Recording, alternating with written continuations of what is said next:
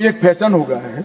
आम्बेडकर आम्बेडकर आम्बेडकर आम्बेडकर आम्बेडकर आम्बेडकर। इतना नाम अगर भगवान का लेते तो 7 जन्मों तक स्वर्ग मिल जाता। दलितों व उपेक्षितों के लिए एकमात्र उनके भगवान केवल बाबा साहब डॉक्टर भीमराव अंबेडकर हैं, जिनकी वजह से इन वर्गों को जिस दिन संविधान में कानूनी अधिकार मिले उस दिन इन वर्गों को 7 जन्मों तक का स्वर्ग मिल गया था।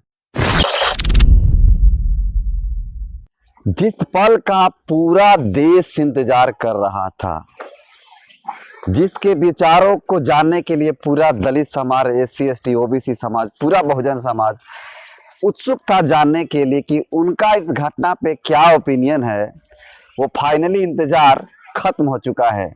जी हाँ दोस्तों, कल पार्लियामेंट में भारत के गृह मंत्री अमित शाह के द्वारा यह स्टेटमेंट दिया जाता है कि अंबेडकर अंबेडकर अंबेडकर, इसको फैशन बना दिए हैं लोग। और जितना लोग अंबेडकर का नाम लेते हैं, अगर उसके जगह पे भगवान का नाम लेते तो वे लोग 7 जन्म के लिए स्वर्ग में जा सकते हैं। इस तरह का बयान उनका था। पहले आप सुन लीजिए। अभी एक फैशन हो गया है। आम्बेडकर आम्बेडकर आम्बेडकर आम्बेडकर आम्बेडकर आम्बेडकर। इतना नाम अगर भगवान का लेते तो 7 जन्मों तक स्वर्ग मिल जाता। तो आपने सुना, इसी बयान को लेकर के पूरा राजनीतिक गलियारों में भूचाल सा आ गया है। जितने भी बाबा साहब डॉक्टर भीमराव अंबेडकर के फॉलोवर्स हैं, जो उनके बातों को उनको अनुसरण करते हैं, उनको फॉलो करते हैं, उनको विचारों को लेकर के अपने जीवन में आगे बढ़ते हैं, वो लोग आज पूरा का पूरा देश में जितने भी लोग हैं, वो चाहे सांसद हों, विधायक हों, सारे लोग आज अमित शाह के खिलाफ लिख रहे हैं, पढ़ रहे हैं, बोल रहे हैं। और ट्विटर पे ट्रेंड भी कर रहा था, तड़ीपार माफी मांगो। आपको बता दें कि इस पर चंद्रशेखर आजाद रावण का भी बयान आया था, गोल्डन दास का भी बयान आया था, राहुल गांधी और तमाम तरह के जितने भी पक्ष में नेता हैं, सभी लोगों का बयान आया था। सभी लोग इंतजार कर रहे थे कि बसपा सुप्रीमो बहन कुमारी मायावती का कब बयान आएगा। तो फाइनली उनका बयान आ चुका है, उनका ट्वीट आ चुका है। मैं बताऊंगा पढ़ करके, लेकिन उससे पहले अपना परिचय देता हूं। नमस्कार, मेरा नाम हरेंद्र बसंत है और आप धम्मा ब्लॉग देख रहे हैं। तो चलिए शुरू करते हैं। तो फाइनली बहन कुमारी मायावती का 1 घंटा पहले देखिए उनका ट्वीट आया, और 3 ट्वीट किए हैं। देखिए सबसे पहला ट्वीट में उन्होंने क्या लिखा है कि कांग्रेस व बीजेपी एंड कंपनी के लोगों को बाबा साहब डॉक्टर भीमराव अंबेडकर की आड़ में अपनी राजनीतिक रोटी सेकने के बजाय इनका पूरा आदर सम्मान करना चाहिए।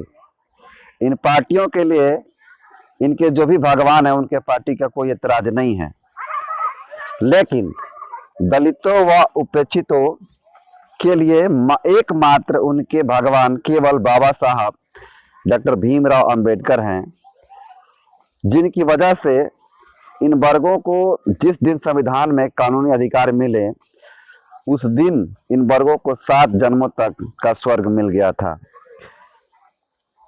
तीसरा ट्वीट में लिखा है कि अतः कांग्रेस बीजेपी आदि पार्टियों का दलित व अन्य उपेक्षितों के प्रति प्रेम विशुद्ध छलावा, इनसे इन वर्गों का सही हित व कल्याण असंभव।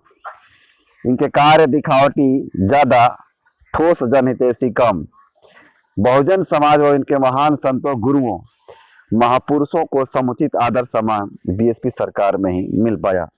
तो सुना आपने किस प्रकार से बहुजन समाज पार्टी के मुखिया बहन कुमारी मायावती के द्वारा, बसपा सुप्रीमो के द्वारा, किस प्रकार से जो पार्लियामेंट के अंदर गृह मंत्री अमित शाह जी के द्वारा जिस तरह का स्टेटमेंट दिया गया, उस स्टेटमेंट पर मुंहतोड़ जवाब उन्होंने कहा है कि आप किसी भी देवी देवताओं में विश्वास कीजिए, किसी का भी नाम लीजिए, इससे पार्टी को कोई एतराज नहीं है, लेकिन जिसकी वजह से पूरा SC ST OBC समाज के लोग जिनको भगवान की तरह पूजते हैं, मानते हैं और उनके बताए हुए रास्ते पे चलते हैं, जब से कानूनी अधिकार, जब से कानून में, संविधान में SC ST OBC के लिए अधिकार दिया गया, उनको आगे बढ़ने के लिए अवसर प्रदान किए गए, तब से बाबा साहब doctor Bhimrao Ambedkar SC ST OBC समाज के लिए भगवान हैं, ऐसा बहन कुमारी मायावती जी का कहना है। और इसके साथ साथ उन्होंने कांग्रेस को भी टारगेट करने का काम किया है। कांग्रेस को भी उन्होंने कहा कि Congress and BJP and company के लोग कांग्रेस को भी उन्होंने तार तार किया है, कांग्रेस को भी उन्होंने टारगेट किया है। और कांग्रेस को इसलिए टारगेट किया है क्योंकि संविधान का नौटंकी कर रही है कांग्रेस। संविधान बचाने के नाम पर जिस तरह से नौटंकी चल रहा है Congress and company and BJP and company के लोगों के द्वारा, उससे देश में जो असली मुद्दे हैं वो गायब हो चुके हैं। जैसे पूरे देश में अगर एनसीआरबी का डाटा चेक किया जाए तो एनसीआरबी के डाटा के मुताबिक जिन राज्यों में बीजेपी शासित प्रदेश है, जिन राज्यों में बीजेपी की सरकार है या फिर कांग्रेस की सरकार है, वहाँ पे एससी एसटी ओबीसी और खासकर दलित समाज के, जो एससी कैटेगरी के, शेड्यूल कास्ट के और शेड्यूल ट्राइब कास्ट के, जो आदिवासी समाज के लोग हैं, उनके साथ शोषण, जुल्म, अत्याचार और तमाम तरह की जो घटनाएं, वारदात हो रही है। और इस पे सरकार और पुलिस प्रशासन की रवैया बेहद ही नकारा है और उस पर धूल जमाने की बात हो रही, धूल जमा रहे हैं लोग फाइलों में। इससे दलित समाज को न्याय नहीं मिल रहा है। एनसीआरबी का डाटा अगर बात किया जाए तो एनसीआरबी का डाटा ये कहता है कि हर रोज, हर घंटे, हर सेकंड, हर मिनट पे एससी कैटेगरी के औरतों के साथ रेप, बलात्कार और एससी कैटेगरी के युवाओं युवतियों के साथ तमाम तरह के प्रताड़ना हो रहे हैं। इसको लेकर के बहन कुमारी मायावती जी असली मुद्दे से भटकाकर संविधान का राजनीतिकरण जो करने का प्रयास किया जा रहा है बीजेपी एंड कांग्रेस कंपनी के लोगों के द्वारा, इसको लेकर बहन कुमारी मायावती ने साफ तौर पे तगड़ा जवाब दिया। और अमित शाह जिस तरह से बयानबाजी किए हुए हैं, कहे हैं कि